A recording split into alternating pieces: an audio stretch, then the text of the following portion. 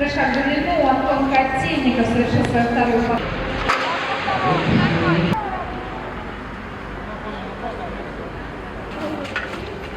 Ну что ж, вторая попытка.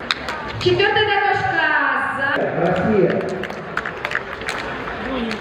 Российской Федерации Анастасия Пшеничная.